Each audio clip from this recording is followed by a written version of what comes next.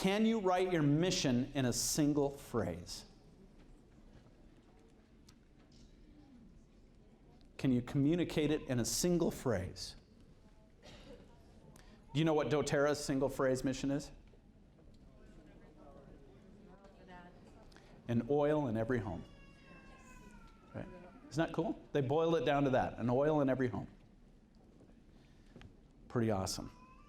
And then you've heard some other leaders have made some great ones. I think Laura Jacobs coined the healer in every home, right? And so she had gotten her mission down to that statement, right? Now here's another exercise that's kind of fun, and that's describing the people with whom you'll be aligned. What kind of people are they? What do they think? For me, most of the people that are in my inner circle are entrepreneurs. I find that the mindset is completely different. And the funny thing is entrepreneurs thrive in our inner circle, right? Because that's the environment that we've created. Because we talk about business, and we talk about efficiencies, and we get excited about spreadsheets and stuff. We say the word accountant, and we're like, say it again, right? Accounting. You remember Lion King? Mufasa. Right? It's like, lawyer. Say it again. Intellectual property. Patents. Right? This is exciting stuff. Capital. That's my favorite word. Doesn't that just give you a chill? Right? See? It's amazing. With capital, we can do anything. All right, what culture will these type of people want to be a part of? Could you imagine having a group of entrepreneurs around saying, well, you know, I was dissecting a heart the other day and I realized that the acupulmonary artery is attached and responding to the cycle 3 cell, the T-bar thing. Yeah, they look just like you, right? They respond just like, right? These are cultural conflicts. And so what kind of culture? Katie, for example, do you know what her culture is? You probably saw it. There's a number of things that she said during her presentation. There's a number of things that you saw on her slides that were all representation of her culture. Okay? Did you catch what are some of the things you caught? Right. Right. And the reason why is because Katie's circle, her inner circle, are professional women. Okay? And if you thought about it, we had professional photographs taken, right? We all got professionalized, right? And we all took pictures. Now I have another group in another area of the country that are all hippies. Right? Where's my hippies? Woo! All right. That's awesome. We go there, you know, it's a whole cool thing, whole different dress code. Right?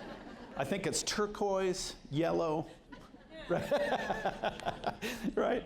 It's kind of cool, but all these things are defining your environment. Do you like being around people that are prompt or late?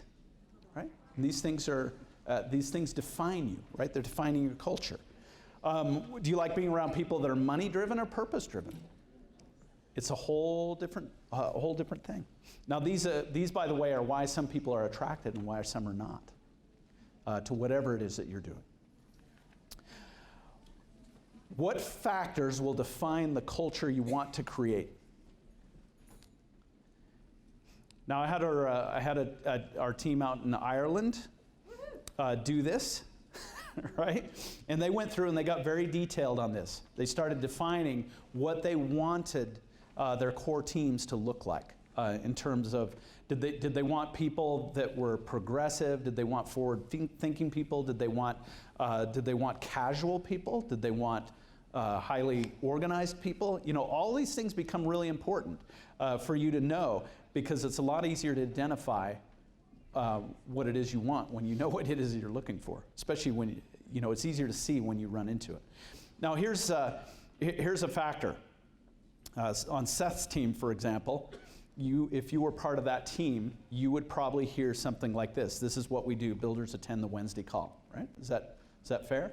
I hear Seth on the phone all the time. You need to be on the Wednesday call, right? Well, that's part of the culture, or the factor that he's put or instilled into his team, because he understands the importance of the Wednesday call, right? And he created it for that purpose, and it's all part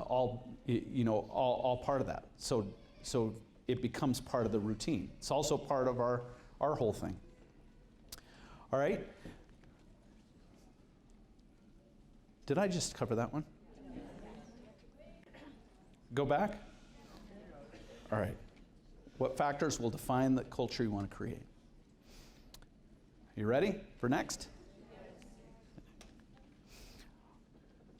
Now, this is a next phase that most of you will fail to do when it comes to creating your own team culture or your own tribe. And that is that you won't connect the tribe. Now, connection comes as a result of your commitment to your own business. For example, why in the world would you care what your other team members are doing if you're not committed to the process? Why in the world would you bother worrying about a Facebook group in the middle of the night if you don't care about how your team communicates, or if they have a way to get a message out or express themselves? And so these are the types of activities. Creating the community is a big part of, again, why you have difficulty advancing. And again, depending on the culture and community that you've created, do they have a community to belong to? One of the biggest questions is, how do I find builders? Well, builders are derived from your community, right?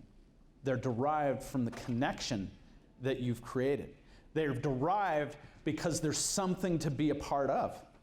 And so if you're handling the business casually, for example, and you never have any phone calls, never encourage anyone to attend an event, you never go to anything, you never do anything, well, there's nothing for people to join, right? We're right back to that point.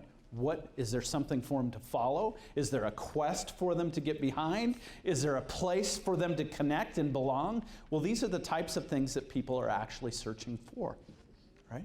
It's what they're searching for. And so as we bring this down, I'm going to share with you our team culture. Are you excited for that?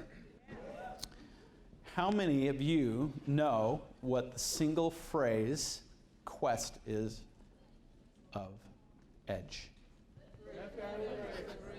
Oh my gosh! Where did that come from? Right? You see it everywhere, don't you? It's communicated everywhere because we boil down. Now, when I created that phrase, it was quite a process. I was listening to a book, an audio book about how Apple created its brand, right? And one of the factors in there was your phrase, it's kind of like your quest, like Apple's quest. Do you know what it was? Computer on every desk. Okay? That was their thing. Computer on every desk. That was their quest. And so powerfully were they able to rally that they created community, right? And then people were able to connect to that community, and they belonged. And so as we boiled that down, the quest of the team became to lift and liberate the world.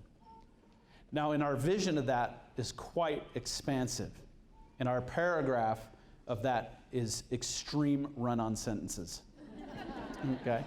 It goes on and on. But it's basically the idea of what do you do when you develop a platform of millions of people? You raise up thousands of great and powerful leaders, and you create millions of dollars in personal wealth. What do you do? Right? That is the question. We have this huge thing. And then we realize that we could do something about the things in the world. And you can do things about things in the world when you can organize talent and you can organize capital. And so that became kind of the larger vision of what we're attempting to do. Because throughout all the world, there's all these different problems. And there's some amazing things you can do when you have organized teams in 30 foreign countries in every U.S. state. Right? You think about that for a moment. We have 50,000 people on the ground everywhere. That's powerful. And so as a result, we become aware.